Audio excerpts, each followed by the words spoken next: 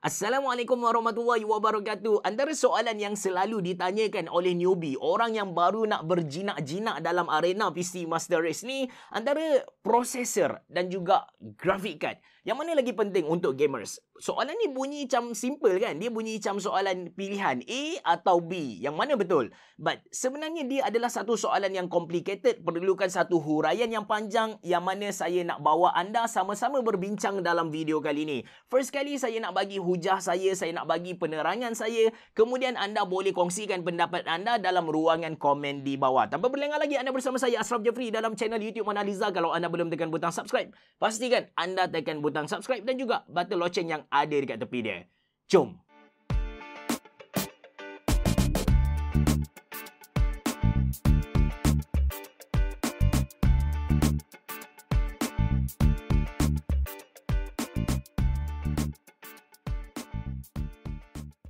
Okey, first kali kita mulakan perbincangan ni dengan tahu apakah tugas prosesor dan juga graphic card. Basically, kedua-dua komponen ni kita boleh anggap dia sebagai otak. Beza dia, prosesor atau nama yang lebih famous yang selalu orang sebut ialah CPU, dia adalah otak untuk keseluruhan komputer kita. Dia yang handle kita punya storage, dia yang handle kita punya data dan sebagainya. Atau kalau kita nak analogikan dengan badan kita, dia yang handle kita punya kaki, kita punya tangan, kita punya perut, kita punya kentut, even kita punya mata. Tapi graphic card pula ataupun nama famous dia, nama singkatan dia ialah GPU, Graphic Card Processing Unit, Graphic Processing Unit. Dia hanya fokus kepada grafik semata-mata, visual semata-mata, image, video, itu sahaja. Atau dekat body kita, dia fokus kepada mata kita sahaja. So itu adalah tugas dia. Kalau kita nak buat kesimpulan dari definition tugas dua-dua komponen ni, of course prosesor lagi penting dari graphic card lah. Sebab tanpa graphic card pun kita punya PC tu dia akan hidup. Sebab kita punya prosesor dia dah boleh handle satu PC itu sendiri kan. Cuma skop perbincangan kita hari ni fokus kepada gaming itu. So bila kita bercakap tentang game, apakah itu game? Game adalah software yang sangat-sangat complicated. Dia sama je dengan Microsoft Word, dia sama je dengan Microsoft Excel, dia sama je dengan kita punya Google Chrome, tapi dia adalah 10, 100, 1000 kali ganda lagi kompleks, lagi banyak data yang perlu diproses. Ada sesetengah game dia perlukan prosesor yang power untuk proses data-data yang ada di dalam dia. Ada sesetengah game pula dia perlukan graphic card yang power untuk proses data-data image yang ada di dalam dia. Tapi ada sesetengah game dia perlukan kedua-dua komponen yang hebat untuk proses ke semua data yang ada di dalam dia. Jadi benda ni kita selalu sebut sebagai CPU intensif ataupun GPU intensif ataupun both intensif. CPU, GPU intensif. Macam mana kita nak tahu satu-satu game tu dia adalah CPU intensif ataupun GPU intensif?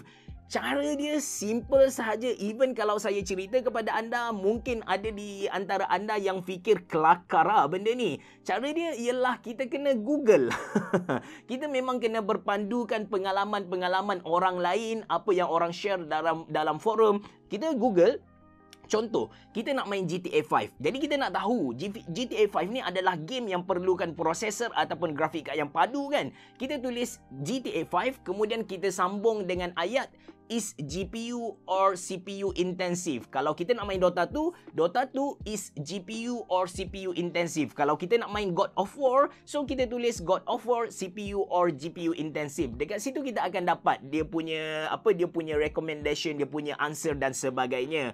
Dan macam saya bagi tahu, ada game yang perlukan kedua-dua komponen yang hebat untuk run dia sendiri. So, saya nak bawa perbincangan ni ke next stage, which is katakan anda dah ada satu biji PC. Cuma PC anda tu anda nak upgrade. Maybe anda nak dapatkan gaming experience yang next level.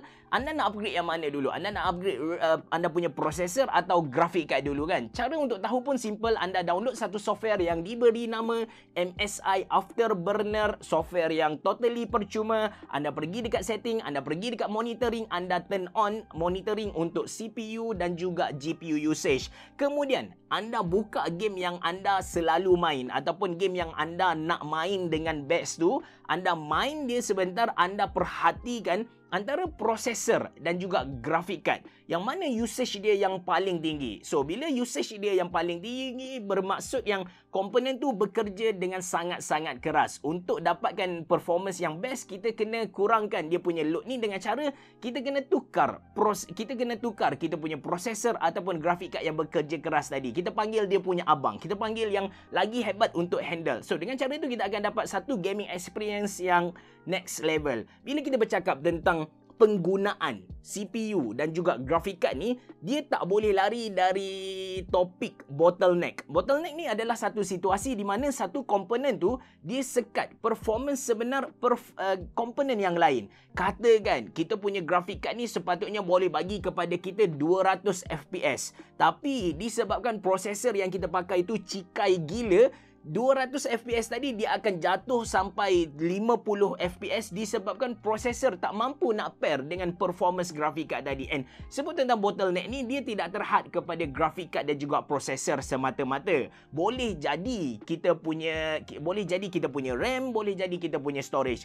Cuma untuk tahun 2022, kalau anda punya PC tu dah pun pakai SSD, kemudian anda punya RAM pun dah 8GB, kita boleh tolak tepilah isu RAM dengan storage tadi. Kita fokus kepada prosesor dan juga graphic card. Satu benda yang saya perasan dalam arena PC gaming Malaysia ni, kadang-kadang dia punya PC tu power gila, memang mantap ah. Kalau kita tengok tu memang wow, kedai Tom Yum, bling-bling bagai, RTX 4090 dengan i9 lagi kan.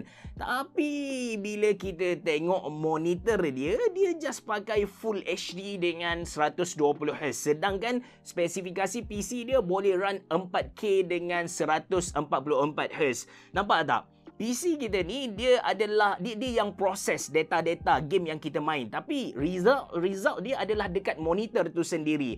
Kalau dia berlaku bottleneck lah, disebabkan dia boleh, contoh lain dia punya PC tu boleh main dengan Full HD 140 FPS ataupun 144Hz lah kalau nak senang faham kan. So dia pakai monitor HD dengan 60Hz. Dia tak dapat lah gaming experience yang sepatutnya dia dapat. Berlaku bottleneck dekat dia punya monitor pula. Tadi kita bercakap bottleneck dekat kita punya graphic card, kita punya processor, kita punya RAM, kita punya storage, tapi end up pada akhirnya dia berlaku bottleneck dekat monitor. Monitor dia tak mampu nak display benda yang sepatutnya dia display. Itu yang saya nak cerita kepada anda. Alright. So, saya ada bagi beberapa list.